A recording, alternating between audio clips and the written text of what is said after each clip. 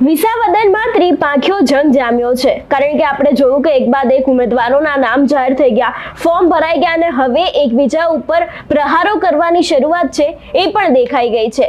વાત કરવામાં આવે ગોપાલ ઇટાલિયા વિશે તો ગોપાલ ઇટાલિયાનું નામ છે તે ચૂંટણી પહેલા જ જાહેર થઈ ગયું હતું। તેમણે વિસાવદરના દરેક છેવાડાના ગામો છે એ દરેક ગામો ફરી ચૂક્યા છે ને ક્યાંક તેમને દરેક ગામોમાં સભા પણ કરી દીધી છે। પરંતુ જો વાત કરવામાં આવે કિરીટ પટેલ વિશે તો ક્યાંક અત્યારે હાલ એવું પણ ચર્ચામાં આવી રહ્યું છે કે કિરીટ પટેલ છે તે ગોપાલ ઇટાલિયાને ભારે પડી શકે છે। ત્યારે ભારતીય જનતા પાર્ટીના ઉમેદવારને લઈને ગોપાલ ઇટાલિયાનો સૌથી મોટો ખુલાસો સામે આવ્યો છે।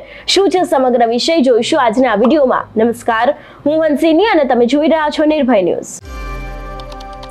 વિસાવદરમાં ત્રિપાંખીયો જંગ જામ્યો છે। ગોપાલ ઇટાલિયા છે તે અત્યારે હાલ જોરો શોરોથી પ્રચાર પ્રસાર કરી રહ્યા છે અને જ્યારથી ભારતીય જનતા પાર્ટીના ઉમેદવારનું નામ જાહેર થઈ ગયું ત્યારથી કિરીટ પટેલ છે તે પણ અત્યારે હાલ પ્રચાર અને પ્રસાર બંને કરી રહ્યા છે। તેની સાથે વાત કરવામાં આવે કોંગ્રેસના ઉમેદવાર નીતિન રાણપરિયા વિશે તો અત્યાર સુધી તે પણ ક્યાંક પ્રચાર પ્રસાર કરતા જોયા હતા, પરંતુ ગોપાલ ઇટાલિયાએ હવે સીધા જ સવાલો ઉભા કર્યા છે ભારતીય જનતા પાર્ટીના ઉમેદવાર ઉપર, એટલે કે ખાસ કરીને કિરીટ પટેલ ઉપર। સૌથી પહેલા તો ગોપાલ ઇટાલિયાને સાંભળીએ કે તે આ વિષયને લઈને શું કહી રહ્યા છે।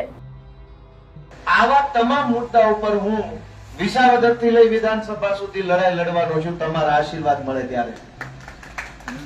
આવા પક્ષે કોઈ મુદ્દો નથી, અત્યાર સુધી તો માણે નહોતો, માણ કોઈ અડધી રાતે ચડ્યો 12 વાગે।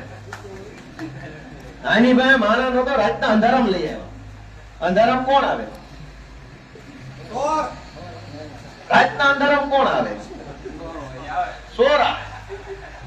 કાલ રાતે ઉમેદવાર આવ્યો, બોલો 12 વાગે।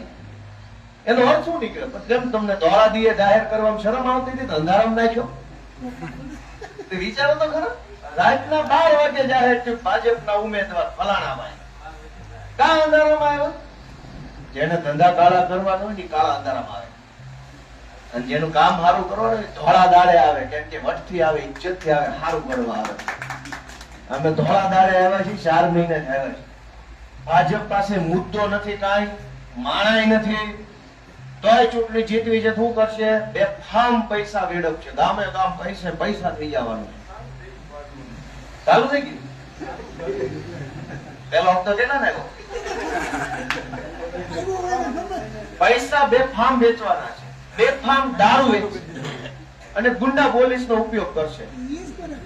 પણ તમે રાહ રાખજો, મારી એટલી જ મારી વિનંતી છે, કેમ કે જે આજ પૈસા વેચશે ને એ પછી આવતા 5 વર્ષ લૂંટશે, પાછું ભેગા કરે એમના જાતા થોડા કરી દેવાના।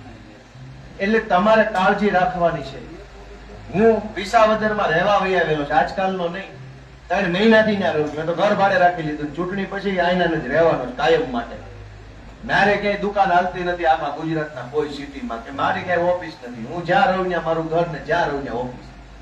તો હું અહીં રહેવા વહી આવ્યો છું, અહીંયા જ રહેવાનો છું, ક્યાંય જવાનું નથી। હાજરા હજુ રખડ મારતા ઘોડે જેથી કહેજો તેથી હાજર રહેશે। હું વિસાવદરમાં એક ઘર ભાડે રાખ્યું છે ને એક પેસાણમાં ભાડે રાખ્યું છે। આખો દી મીટિંગ કરતા કરતા જે મલકમાં રાત પડે ત્યાં હુઈ જવાનું, રાતે પલ્લો નહીં કરવાનો, એટલે જલ્દી ખાટલો હાથમાં આવે, એટલે ખાટલો જલ્દી હાથ આવે। એટલે આ રીતનો હું રહેવા માંડ્યો, આ રહેવાનો છું। હવે ભાજપ વાળા જે અફવા ફેલાવે એને જરાક તમે જોતા રહેજો, કેમ કે પછી હું વયો જાઉં પછી વાહે ખાવે, કોઈ ન હાલતા વાહે હાલે। એટલે જે પ્રમાણે તેમણે લોકોને એવું કહ્યું કે ભારતીય જનતા પાર્ટી છે તેમને રાત્રે પોતાનો ઉમેદવાર જાહેર કર્યો હતો। રાત્રે કોણ આવે? લોકોનું એવું કહેવું છે કે રાત્રે ચોર આવે ને, ખાસ કરીને એવી જ રીતે તેમના ઉપર આકરા પ્રહાર કર્યા છે। આ પ્રહારોને લઈને તમારું શું માનવું છે અમને કમેન્ટ કરીને ચોક્કસથી જણાવજો। તેની સાથે જ અમારી ચેનલ નિર્ભય ન્યૂઝને લાઈક, શેર અને સબસ્ક્રાઇબ કરવાનું ભૂલશો નહીં। નમસ્કાર।